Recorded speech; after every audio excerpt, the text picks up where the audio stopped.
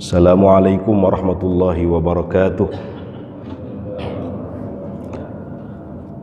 Alhamdulillahi rabbil alamin wa bihi nasta'inu ala umurid dunya waddin.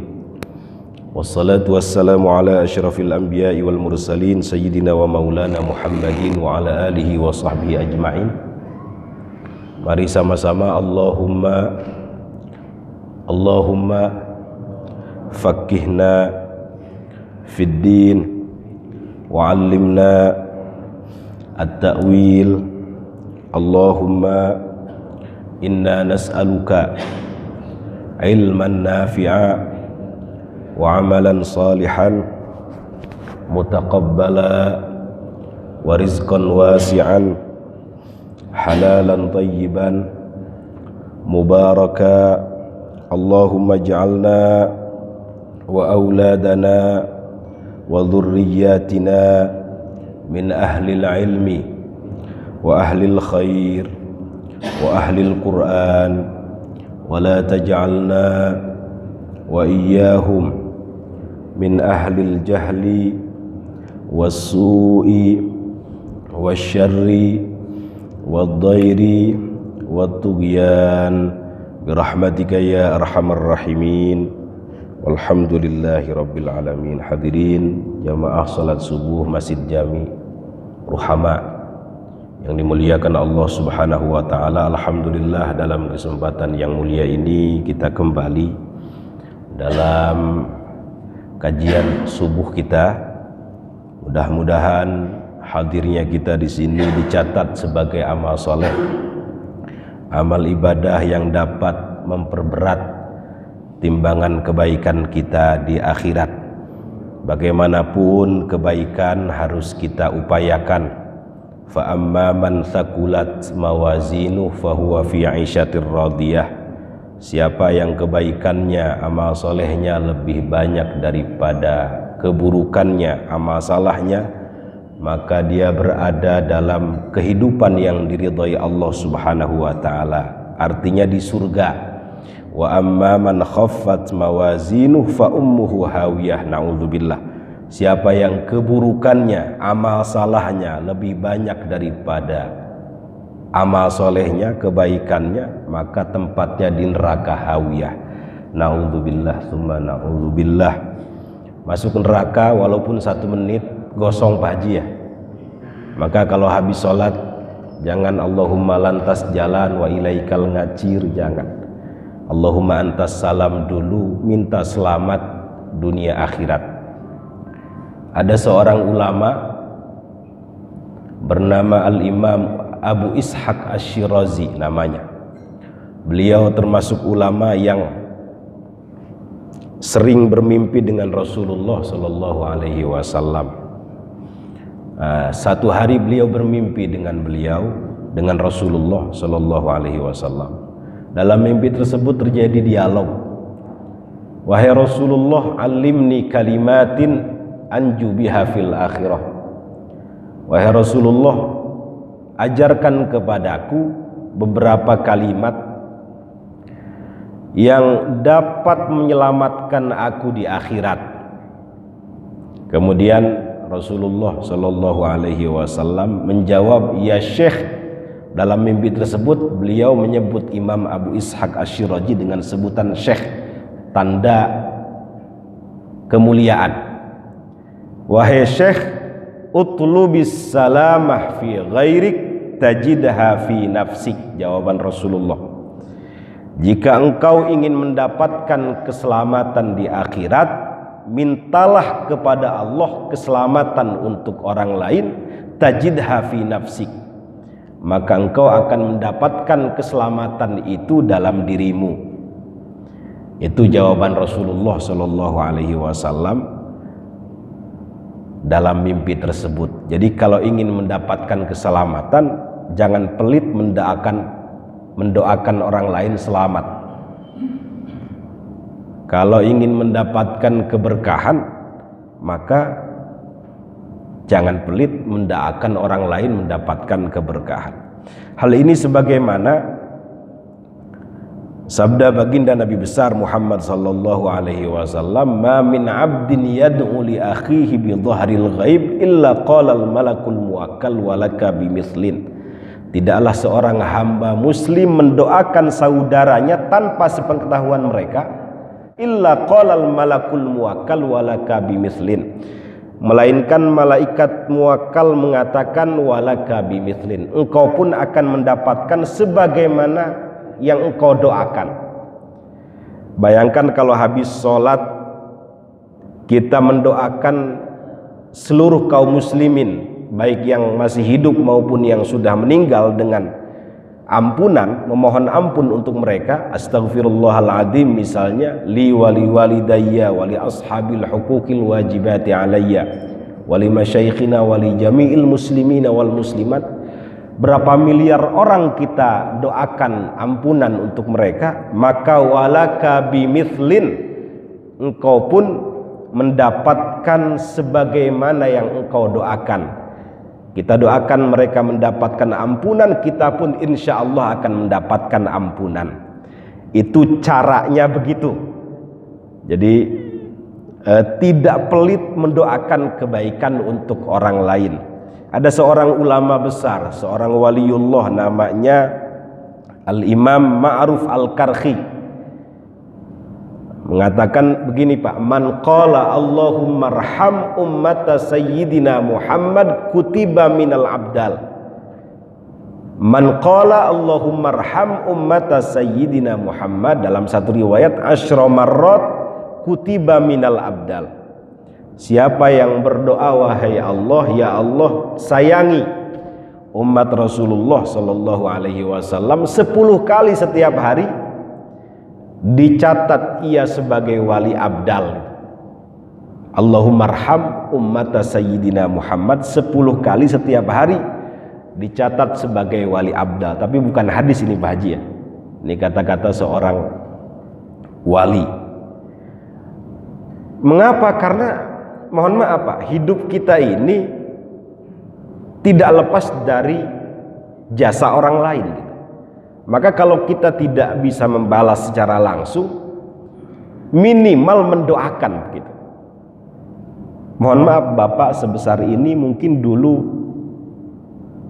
banyak mendapatkan jasa dari orang lain. Ayahnya mimpin tahlil, pulang dapat berkat, berkatnya kita makan, begitu kan. Jadi daging kita ini dari mana? Dari jasa orang lain. Maka untuk membalas kebaikan umat Rasulullah Shallallahu Alaihi Wasallam tersebut, ya dengan cara mendoakan. Maka kita heran kalau ada sesama kita saling bertengkar begitu. Padahal dalam satu riwayat, al muslimu lil muslimi kalbunyan, itu ya, yashuddu ba'duhu ba'du, antara muslim satu dengan muslim yang lain saling mengokohkan antara satu dengan yang lain, seperti satu bangunan yang saling mengokohkan antara satu dengan yang lain. Kalau saling mengokohkan, kenapa harus saling merobohkan begitu? Selama orang itu Islam bersyahadat, maka dia saudara kita. Mau madhabnya Hanafi misalnya kalau dalam bidang fikih, mau madhabnya Syafi'i, mau madhabnya Hanbali, madhabnya Maliki, atau dalam akidah Maturidi, Asy'ari dan seterusnya. Selama dia asyhadu alla ilaha illallah wa asyhadu anna muhammadar rasulullah, maka dia merupakan saudara kita. Haramun damuhu maluhu wa irduhu, harus dijaga 3 daripadanya: hartanya, darahnya, kehormatannya tidak boleh direndahkan. Hartanya harus dijaga, tidak boleh dijamret, digosok, dicuri. Apalagi tadi? Haramun damuhu wa irduhu wa maluhu. Darahnya tidak boleh dialirkan kecuali dengan hakul Islam. Misalnya dia membunuh orang, maka hak Islam boleh dibunuh, dialirkan darahnya, dikisos. Hal ini pernah terjadi, mohon maaf, kepada sahabat mulia Sayyiduna Usamah bin Zaid radhiyallahu an.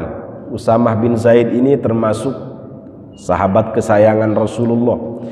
Pernah dalam satu peperangan ada seorang musuh lari ketakutan, dikejar oleh Usamah bin Zaid. Mau kemana Anda? Dikejar lagi, kemudian terdesak. Ketika ingin dibunuh oleh Usamah bin Zaid, dia mengucapkan asyhadu an la ilaha illallah wa asyhadu anna Muhammadar Rasulullah, begitu. Anggapan Usamah bin Zaid, orang ini bukan benar-benar ingin masuk Islam, tetapi karena ketakutan, begitu. Kemudian salah satu sahabat yang mengikuti Usamah mengatakan, jangan dibunuh, dia sudah mengucapkan syahadat asyhadu an la ilaha illallah, sudah mengucapkan kalimat tauhid. Tetapi Usamah bin Zaid tetap membunuhnya. Lalu berita ini sampai kepada Rasulullah Shallallahu Alaihi Wasallam. Ketika bertemu ditanya Usamah, aqataltahu ba'dama qala la ilaha illallah, apakah engkau tetap membunuhnya setelah ia mengucapkan kalimat tauhid la ilaha illallah? Rasul innahu kana muta'awwidzan, dia mengucapkan kalimat tauhid itu, syahadat itu, bukan ingin masuk Islam, tetapi ingin melindungi diri sendiri karena ketakutan ingin saya bunuh. Rasul jawabannya, fa kaifa bila ilaha illallah, lalu bagaimana engkau bertanggung jawab dengan kalimat tauhid? Rasul dia itu mengucapkan kalimat tauhid bukan ingin masuk Islam, dia mengucapkan kalimat tauhid itu karena terpaksa. Jawaban Rasulullah, wa kaifa bila ilaha illallah, bagaimana engkau bertanggung jawab dengan la ilaha illallah? Jawabannya sama. Ya Rasul masih membela tuh Usamah bin Zaid, dia itu mengucapkan kalimat tauhid bukan berasal dari hatinya, artinya dusta saja begitu, bukan jujur. Kemudian Rasul mengatakan, fa kaifa tasna'u bila ilaha illallah, jawabannya sama. Iya, paham kata Rasulullah. Lalu engkau bagaimana setelah engkau bunuh itu, engkau bertanggung jawab dengan kalimat tauhid itu? Kemudian Usamah menyesal, istaghfirli ya Rasulullah, mohonkan ampun kepada Allah wahai Rasulullah Sallallahu Alaihi Wasallam. Kemudian Rasulullah mengatakan, kalau engkau ingin tahu apakah orang ini jujur atau bohong ketika mengucapkan kalimat tauhid, belah aja dadanya, lihat di hatinya. Sampai segitunya Rasulullah. Bukan melihat musuhnya atau terpaksanya, tetapi kalimat yang keluar dari mulutnya itu kalimat tauhid. Maka Islam ya hanya dilihat dari lahirnya gitu. Nahnu nahkumu bidzawahir wallahu yatawallas sarair. Ya kita hanya melihat lahirnya saja. Boleh jadi mungkin dia mengucapkan kalimat tauhid karena terpaksa, tetapi Rasul tidak melihat itu. Beliau melihat kalimat agung yang keluar dari mulutnya, sehingga seolah-olah beliau ingin memberikan pelajaran kepada Usamah, hati-hati apabila orang itu sudah masuk Islam, harus dijaga darahnya, hartanya, kehormatannya, jangan sampai dilecehkan. Kemudian Usamah berjanji beliau tidak lagi ikut perang ketika di situ ada orang Islam, sampai dalam perang Siffin antara Sayyidina Ali dengan Muawiyah, dengan perang Jamal ya, Sayyidina Ali dengan siapa? Sayyidah Aisyah radhiyallahu anha. Itu Usamah bin Zaid tidak mengikuti peperangan karena khawatir membunuh orang yang sudah mengucapkan kalimat tauhid. Ketika Rasulullah Shallallahu Alaihi Wasallam ditanya, ya Rasulullah, ayyul muslimina afdal, muslim seperti apa yang paling utama, yang istimewa, yang mulia itu? Beliau menjawab, al muslimu man salimal muslimuna min lisanihi wa yadi. Muslim yang utama, yang istimewa, Yang mulia adalah yang muslim lainnya merasa aman dari keburukan lisan dan keburukan tangannya. Makanya mohon maaf Pak, kebanyakan orang masuk neraka itu karena muamalah antara sesama tidak baik. Bukan urusan vertikal sebenarnya, tetapi urusan hubungan horizontal antara sesama manusia, hablun minan nas. Rasulullah pernah bertanya, ya Rasulullah, bukan ya Rasulullah, wahai sahabatku, atadruna manil muflis, tahukah kalian siapa orang yang pailit itu? Ini sering disampaikan oleh ustadz-ustadz. Tahukah kalian siapa orang yang pailit itu, yang bangkrut itu? Kemudian kemudian para sahabat menjawab, al-muflis fina man la dirhamalah wala mata. Orang yang bangkrut di antara kita adalah orang yang nggak punya harta, nggak punya kekayaan. Bukan kata Rasulullah, al-muflis min ummati man ya'ti yaumal qiyamah bi sholatin. Orang yang bangkrut pailit dari kalangan umatku pada hari kiamat adalah orang yang datang dengan membawa amalan sholat, wa zakatin membawa amalan zakat, wa siyamin membawa amalan puasa, wa yati qad syatama hada. Tetapi di satu sisi dia hobi mencaci saudaranya, wa daraba hada, pernah memukul orang lain yang bukan haknya, wa akala mala hada, pernah korupsi misalnya, pernah memakan harta orang lain yang bukan hak, wa qadhafa hada, pernah menuduh tanpa bukti, dan seterusnya. Kebaikan, semua kebaikan yang dia lakukan diberikan kepada orang yang dia zalimi. Sebaliknya keburukan, semua keburukan orang yang dia zalimi diberikan kepada orang tersebut, dilemparkan ke dalam neraka. Ini semuanya dalam hadis itu berkaitan dengan muamalah itu. Maka ketika Rasulullah menjelaskan orang yang paling banyak masuk neraka itu disebabkan karena dua hal, al-fam wal farji gitu ya. Mulut, lisan, dan kemaluan itu pun berkaitan dengan muamalah itu. Sebaliknya yang menyebabkan orang banyak masuk ke dalam surga dua, taqwallah wa husnul khuluq, takwa kepada Allah, dan akhlak yang baik. Akhlak yang baik tentu ya kepada Allah, hablun minallah, dan juga hablum minan nas. Hadirin jamaah sholat subuh yang dimuliakan Allah subhanahu wa ta'ala, ini sampai jam berapa Pak Haji biasanya? Sampai isyraq jam 6 ya. Oke. Mudah-mudahan semuanya dapat cahaya ini. Yang istiqomah sholat subuh gitu. Istiqomah itu bukan istri 3 dikontrakin rumah, bukan Pak Haji. Istiqomah itu ada komitmen untuk selalu berada dalam ketaatan dan berupaya menjauhi kemaksiatan.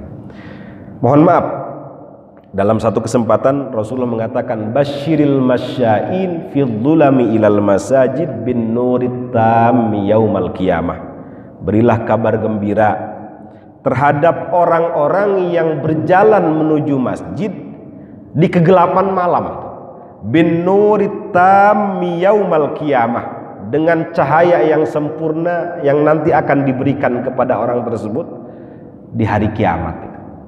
Kata Imam As-Sindi, seorang ulama hadis, al-dhulam di sini salatul isya dengan salatus subhi, salat isya dengan salat subuh.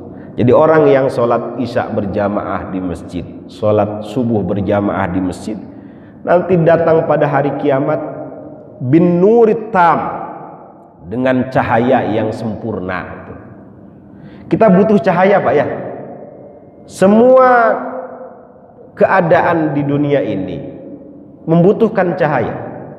Motor kalau nggak ada cahaya nggak bisa jalan. Mobil kalau nggak ada cahaya listrik nggak bisa jalan. Pesawat nggak bisa jalan. Jadi kita butuh cahaya. Bahkan Imam Asy-Syafi'i menggambarkan ilmu pun dengan cahaya. Jadi seolah-olah kita tidak bisa berjalan di dunia yang gelap ini tanpa cahaya. Nah, Imam Syafi'i pernah curhat kepada gurunya Imam Waqi, syakautu ila Waqi su'ahifdi. beliau bikin syair dalam diwannya itu. Aku curhat mengadukan kepada guruku Imam Waqi su'a hifdi, gara-gara buruknya hafalanku. Fa arsyadani ila tarkil ma'asi. Lalu Imam Waqi menunjukkan kepadaku agar meninggalkan maksiat. Nah, beliau ini hafalannya sudah bagus tapi merasa tidak bagus gitu. Beliau mikir, apa yang pernah saya perbuat ya? Maksiat apa? Oh, ternyata dalam satu riwayat beliau pernah melihat betis perempuan tanpa sengaja itu. Oh, itu mungkin yang menyebabkan hafalan saya menjadi buruk itu. Melihat betis perempuan tanpa sengaja. Kalau Bapak kan sengaja semua. Imam Syafi'i tanpa sengaja. Wa akhbarani bi annal ilma nurun. Lalu Imam Waqi memberitahu aku bahwa ilmu itu adalah cahaya. Wa nurullah la yuhda li'asi. Dan cahaya Allah tidak diberikan kepada orang yang hobinya maksiat. Jadi ilmu itu cahaya.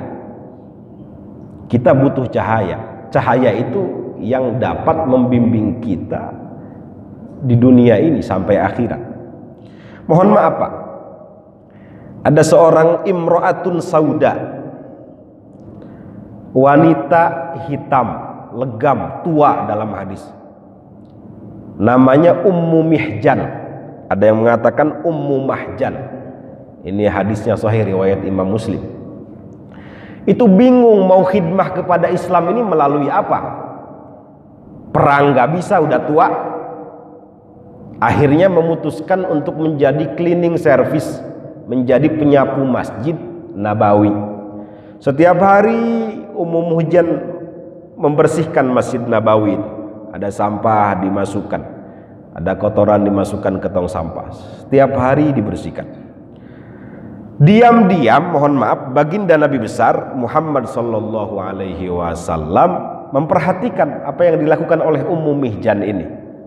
Nah, tiba suatu hari beliau merasa kehilangan.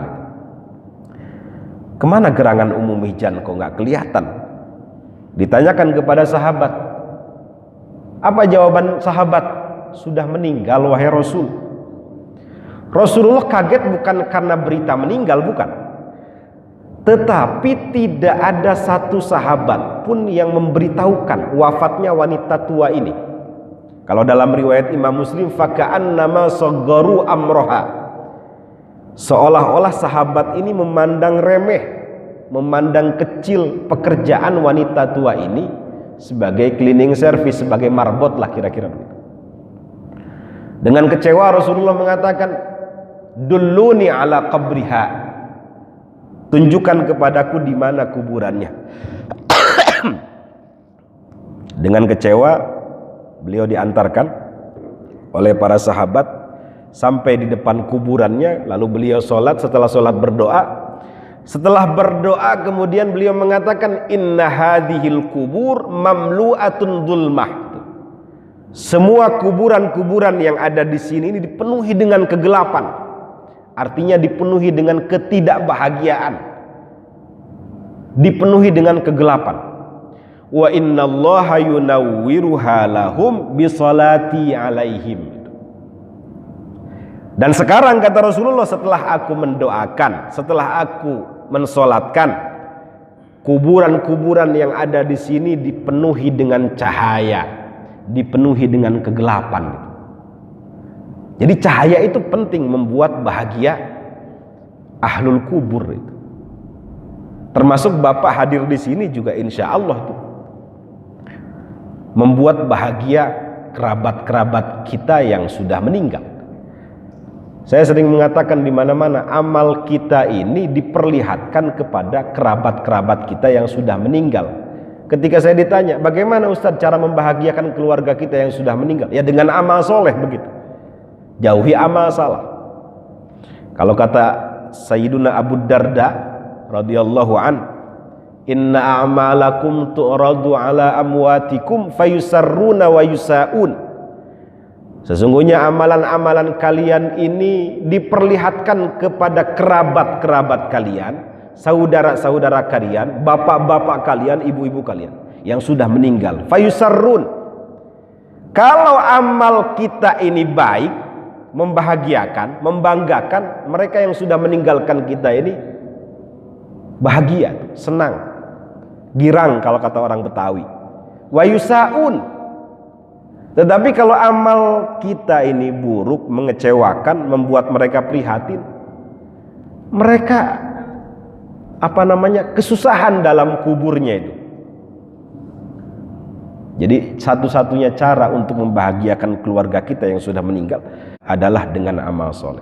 Ada seorang sahabat namanya Sayyiduna Abdullah ibnu Rawahah radhiyallahu an.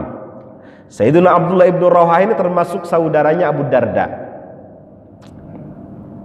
Sampai mohon maaf, dalam satu kesempatan Abu Darda ini ketika Abdullah ibnu Rawahah sudah meninggal berdoa, Allahumma inni a'udzubika an a'mala amalan ukhza bihi inda Abdullah ibn Rawahah. Ya Allah, hamba memohon kepada Engkau dari melakukan amal yang amal itu membuat prihatin saudara saya, kerabat saya Abdullah ibn Rawahah.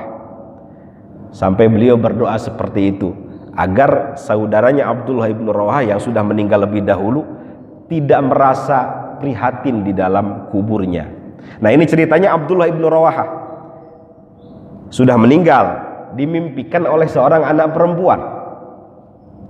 Nah, dalam mimpinya itu Abdullah ibnu Rawahah memarahi anak laki-lakinya. Ditanya oleh Abdullah ibnu Rawahah, ya bunai, limadha la tusalli al-isya wara'a Rasulillah sallallahu alaihi wasallam. Wahai anakku, kenapa engkau tidak sholat isya berjamaah dengan Rasulullah sallallahu alaihi wasallam? Laqad akhjaltani, kata Abdullah ibnu Rawahah, laqad akhjaltani wa ahrajtani fi muaskaril maut. Sungguh wahai anakku, engkau telah memalukan aku, membuat aku prihatin di kampung kematian. Itu gara-gara nggak sholat isya saja, Pak. Apalagi maksiat gitu. Maksudnya nggak sholat isya bareng Rasulullah gitu. Apalagi melakukan keburukan. Pasti mereka yang sudah meninggalkan kita ini lebih prihatin. Dalam satu riwayatnya banyak. Sebagian ulama mengatakan riwayat ini meningkat derajatnya menjadi hasan li ghairihi. Bunyinya begini, Pak. Inna a'malal ahya'i tu'radu ala aqaribihim wa asyairihim minal amwat.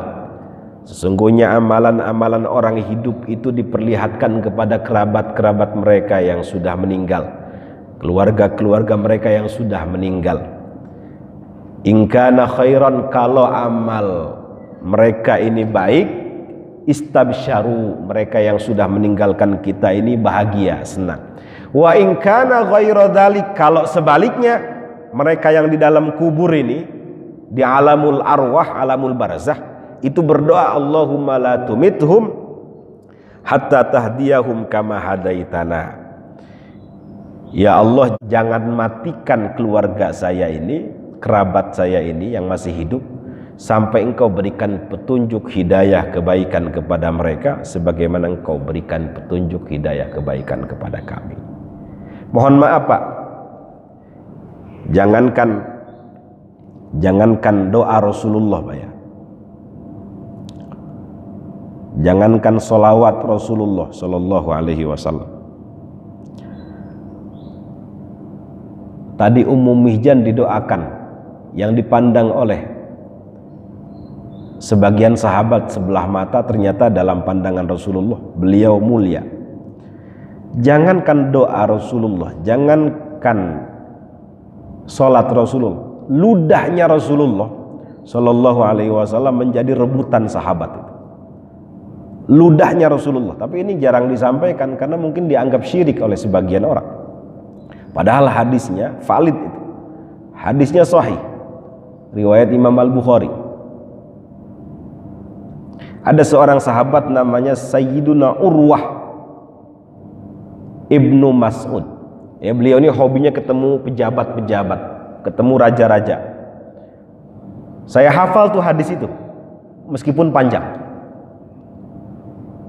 Kata Urwah, laqad wafadtu 'alal muluk.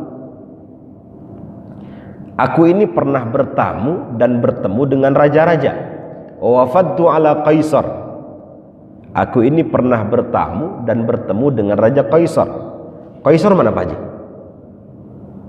Qaisar pernah dengar Pak Haji? Qaisar Romawi.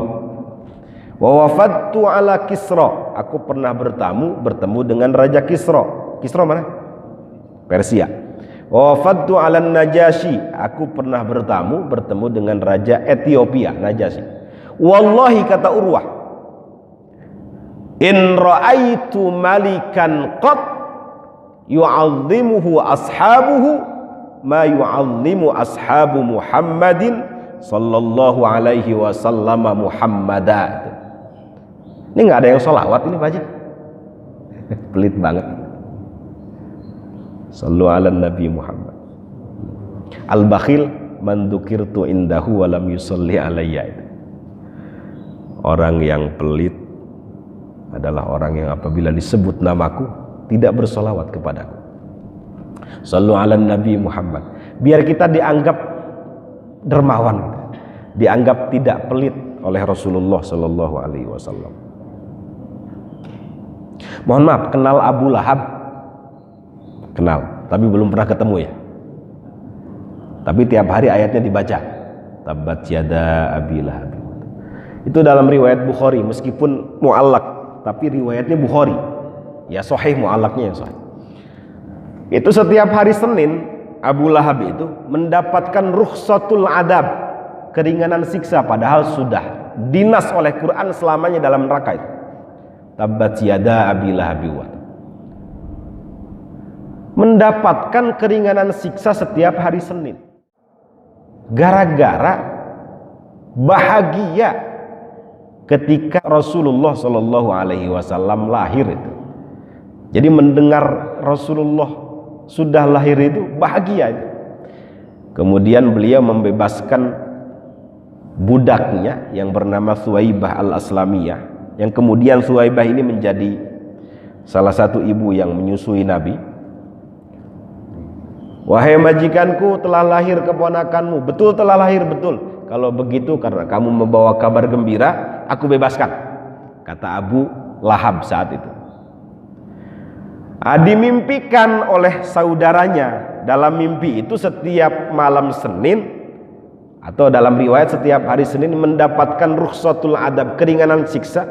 Keluar dari jari jemarinya air itu Pak Haji, di neraka itu. Dia minum. Sehingga ada seorang ulama hadis, gelarnya Al-Hafid. Jadi kalau udah Al-Hafid udah nggak diragukan lagi. Gelarnya Al-Hafid.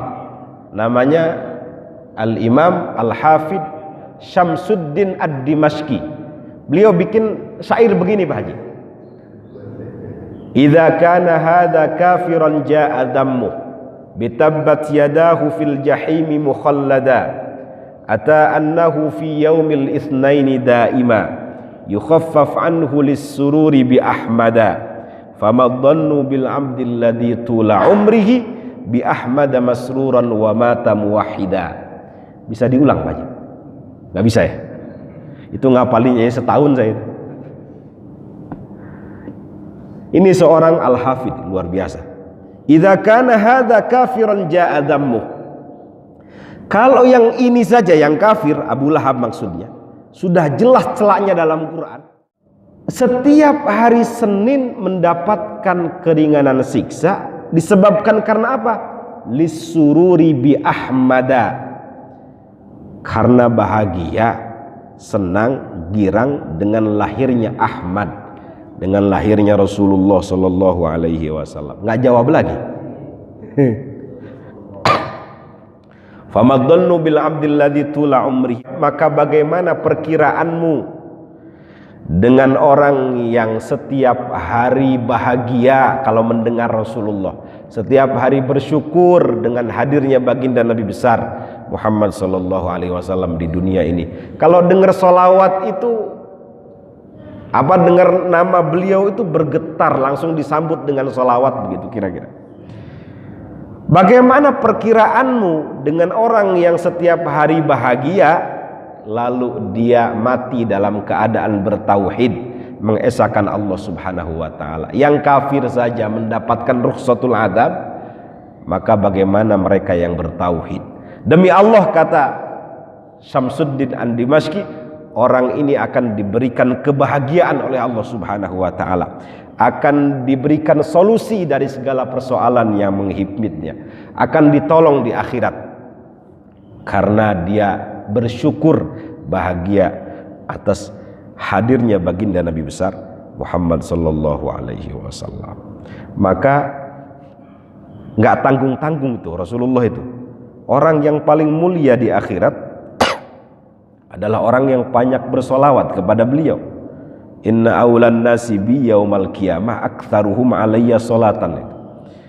Kenapa? Karena sholawat itu amalannya tidak hanya amalan makhluk, tetapi amalannya Allah.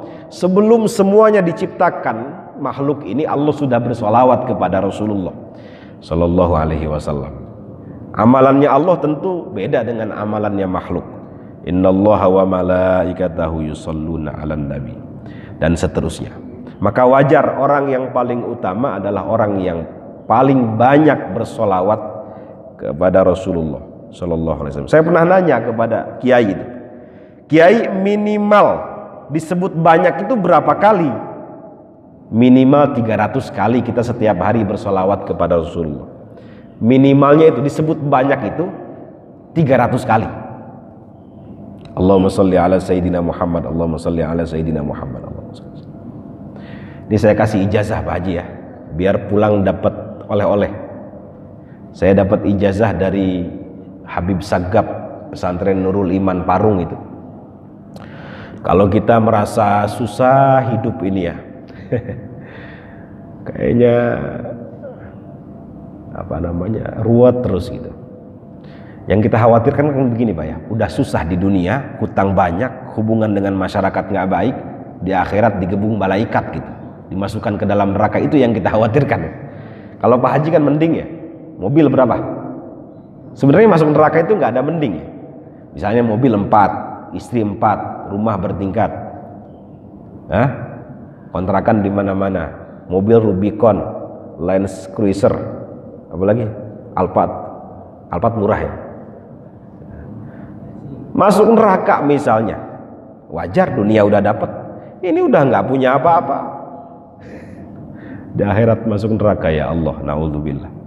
Itu ashqal ashqiya itu orang yang paling melarat di dunia di akhirat, naudzubillah. Kata Habib Zagab, kalau hidup kita ini pengen berkah, sedikit tapi berkah, itu harus banyak sholawat. Beliau ngasih ijazah kepada saya ini. Nama sholawatnya Syajaratun Nukud. Namanya aja udah luar biasa ini. Syajaratun Nukud, pohon uang. Nama sholawatnya pohon uang Pak Haji. Dibaca 400 kali setelah sholat isya, tidak keluar subuh. Redaksinya Allahumma sholli ala sayyidina Muhammad wa ala ali sayyidina Muhammad. Mari sama-sama, Allahumma sholli ala sayyidina Muhammad wa ala ali sayyidina Muhammad. Dibaca setelah sholat isya 400 kali. Santai sambil nonton TV gitu, pegang tasbih, sambil ngasuh anak, Allahumma sholli ala sayyidina Muhammad wa ala ali sayyidina Muhammad 400 kali. Itu beliau dikasih ijazah oleh Syekh Balqaid namanya, dari Aljazair, seorang mursyid thariqah. Namanya guru Pak ya. Kadang bisa melihat haliyah muridnya, keadaan muridnya. Dilihat ini Sagab ini kalau pulang ke Indonesia kayaknya bakal susah gitu. Kadang guru begitu, walaupun ya nggak bilang seketika, kadang ngelihat gitu keadaan murid dengan mata batinnya tentu ya. Basirah, bi'ainil basir. Dipanggil Sagap. Sagap sini. Ini saya punya amalan yang sudah saya amalkan.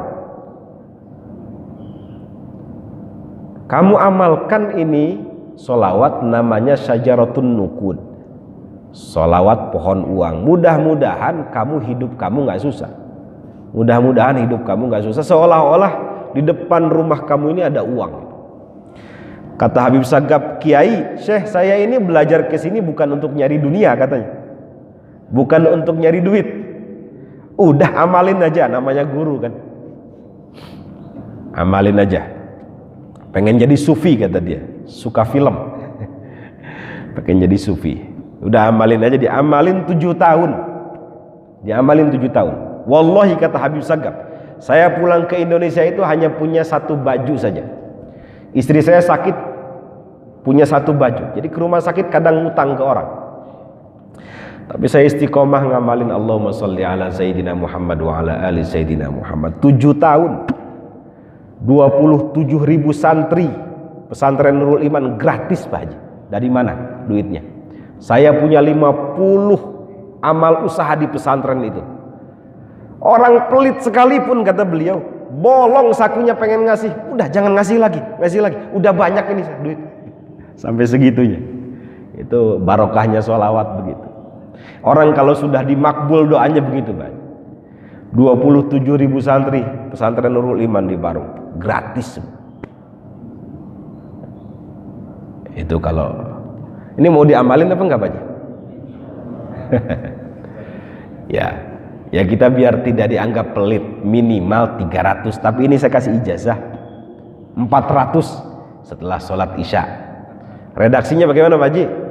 Allahumma sholli ala Sayyidina Muhammad wa ala ali Sayyidina Muhammad. Santai saja sambil nonton TV, pegang tasbih, sambil ngasuh anak, sambil jalan pegang tasbih. Selain itu juga kita memenuhi hak-haknya Rasulullah Sallallahu Alaihi Wasallam. Sampai mana tadi ya?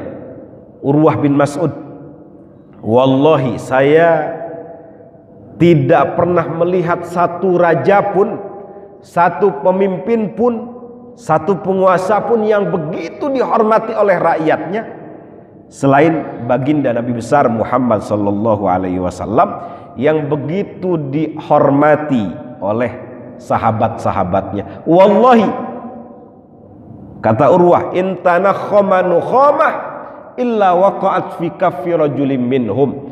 Kalau Rasulullah meludah, mohon maaf lagi ngomong nih Pak ya, kan sering kita keluar apa, muncrat begitu, namanya apa itu? Percikan itu nukhomah. Illa waqa'at fi kaffi rajulin minhum, melainkan percikan ludahnya itu sampai ke telapak tangan sahabatnya.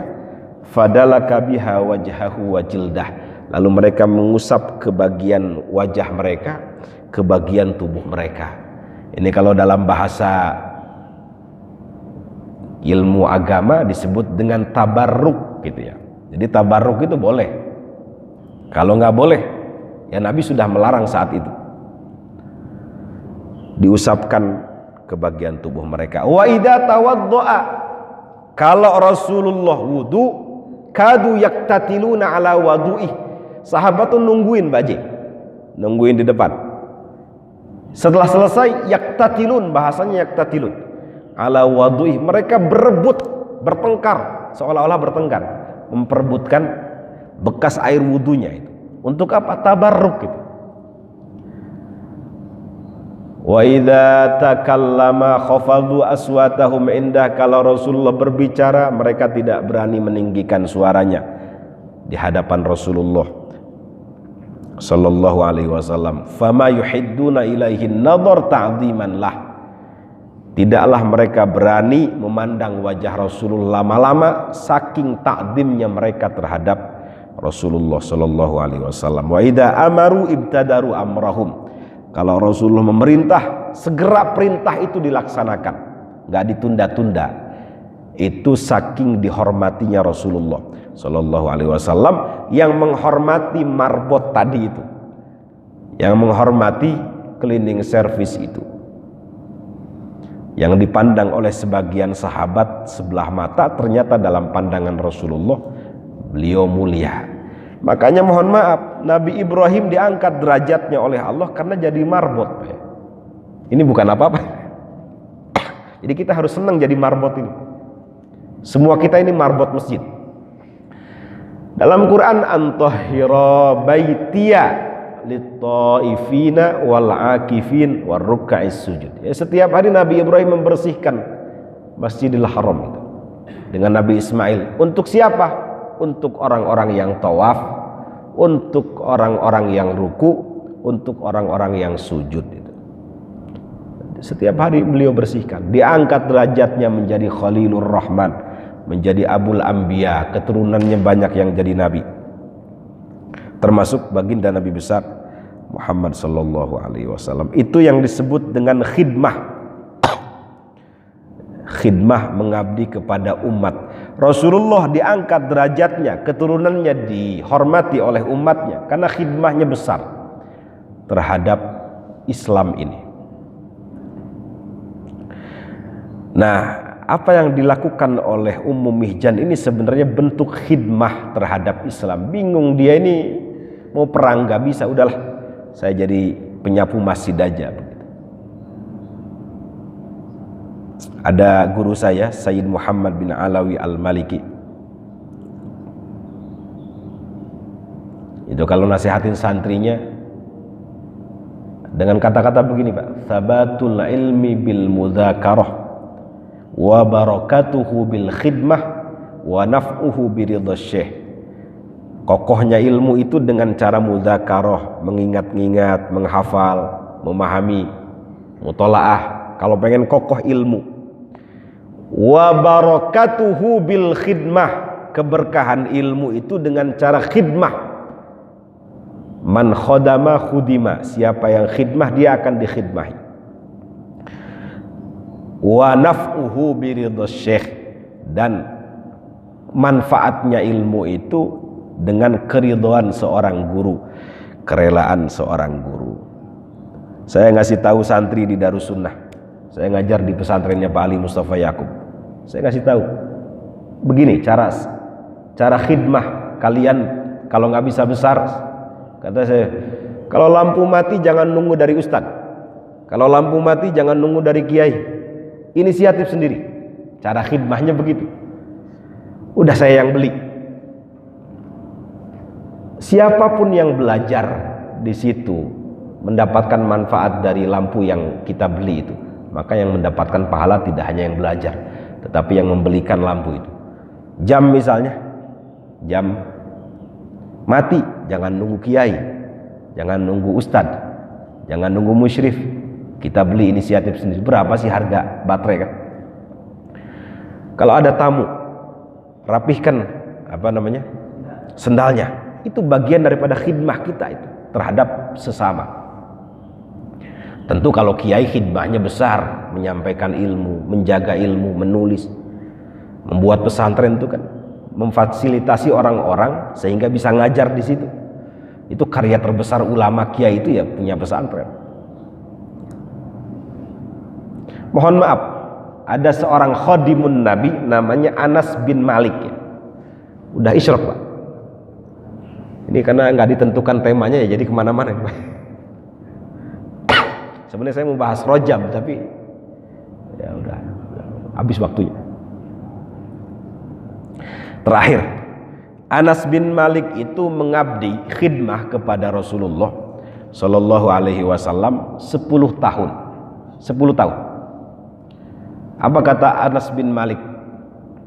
Saya tidak pernah dihardik oleh Rasulullah, dimarahi oleh Rasulullah. Saya mengatakan begini, saya melakukan ini, kemudian Rasul melarang begitu, nggak pernah. Sampai Rasulullah ridho, rela terhadap Usamah, terhadap Anas bin Malik ini. Kemudian keluar doa dari lisan Rasulullah, Allahumma barik lahu fi rizkihi wa barik lahu fi dzurriyyatihi wa barik lahu fi umrihi. 3 doa itu untuk Anas bin Malik. Ya Allah, berkahi Anas dalam rizkinya, berkahi Anas dalam keturunannya, berkahi Anas dalam umurnya. Didoakan oleh Rasulullah begitu, dikabulkan semua itu Pak Haji. Beliau menjadi miliarder pada masanya, bariklahu fi rizki itu, karena berkah khidmah kepada Rasulullah. Nggak ada orang kaya selain Anas bin Malik. Kedua, keturunan beliau banyak yang jadi orang soleh. Bahkan ketika beliau hidup saja, itu cucunya ratusan Pak Haji, Anas bin Malik. Kemudian wabarik lahu fi umrihi, usianya itu mencapai 100 tahun. Jadi betul-betul diberkahi itu Anas bin Malik. Itu boleh jadi karena khidmah kepada Rasulullah Sallallahu Alaihi Wasallam. Terakhir dan paling terakhir, ada seorang ulama besar kita, pendiri Nahdlatul Ulama, namanya Hadratus Syekh Kiai Hasyim Asy'ari. Itu ketika beliau mondok di Kiai Khalil Bangkalan, Madura. Ada orang Madura sini? Tak iya? Kiai Hasyim muda ini gak disuruh ngaji, tapi disuruh ngembala kudanya, kambingnya begitu tiap hari. Ketika selesai mengembala itu, melihat Kiai Khalil Bangkalan termenung di depan masjid itu. Kayaknya sedih gitu. Ada apa ya, gerangan Kiai kok kayaknya ada masalah, sedih. Didatengin oleh Hasyim muda ini. Ada apa Kiai kok kayaknya ada masalah, bisa saya bantu? Ini kata Kiai Khalil Bangkalan, cincin pemberian istri saya jatuh ke septic tank gitu. Jatuh ke septic tank santri. Bayangin Pak ya, kalau santrinya misalnya 1000 ya, septic tanknya berapa dalam itu Pak Haji? Itu tanpa pikir panjang, Kiai Hasyim muda, izin Kiai, saya ambilkan. Kira-kira santri sekarang begitu nggak sama kiainya? Nggak pakai pikir panjang, izin Kiai, saya ambilkan cincin itu, saya carikan. Hancur belum mencek orang Sunda, langsung dia jatuh itu, dicari, diubek-ubek. Kita bayangkan aja baunya seperti apa Pak? Seperti apa Pak Haji?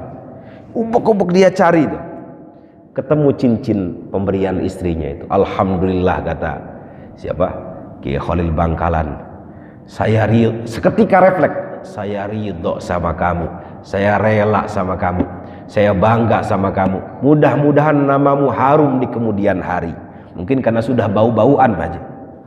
Mudah-mudahan namamu harum di kemudian hari.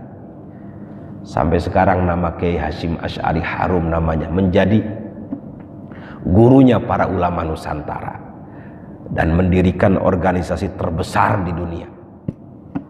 Itu mungkin karena berkah khidmah kepada guru. Mudah-mudahan ada manfaatnya. Bapak Ibu diberikan kesehatan lahir batin. Anak-anak yang sedang belajar diberikan kemudahan, diberikan ilmu yang manfaat. Kita dibimbing untuk selalu taat di jalannya, dan kita berharap akhir hayat kita akhir hayat yang baik, akhir hayat yang husnul khatimah. Al-Fatihah. A'udzubillahi minasyaitonirrajim. Bismillah.